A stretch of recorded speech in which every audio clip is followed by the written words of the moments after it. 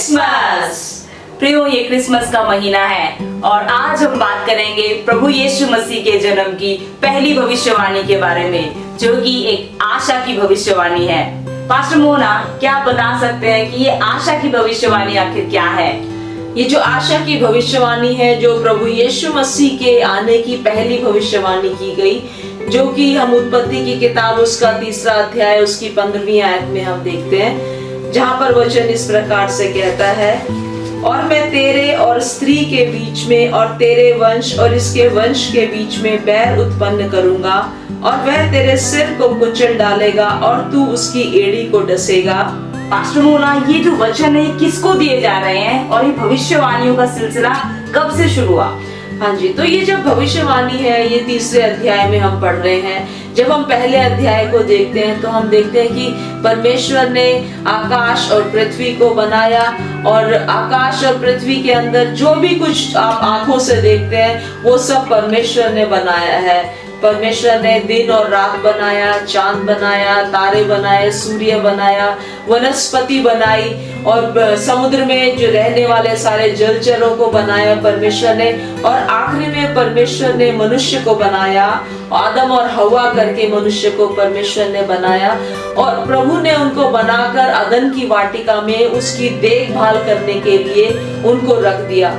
और परमेश्वर ने कहा कि इस वाटिका के सारे जो वृक्षों के जो फल है तुम बेखटके खा सकते हो, सिवाय भले और बुरे के ज्ञान के वृक्ष के फल को, उसको मत खाना। फिर हम 3रे अध्याय में देखते हैं कि शैतान सर्प के रूप में आता है और वो हवा के साथ बात करता है, उसको बहकाता है कि उस फल को खाए जो परमेश्वर ने मना किया। भले और बुरे के जो ज्ञान का वृक्ष का फल हवा ने खाया और उसने आदम को भी खिला दिया। जैसे ही उन्होंने खाया, उन्हें पता चला कि वो नंगे हैं, और वही समय था परमेश्वर का वाटिका में उनके साथ संगति करने के लिए आने के लिए। जब परमेश्वर के चलने की आवाज उन्हें सुनाई दी, वो दोनों भागकर पेड़ के पीछे छिप गए।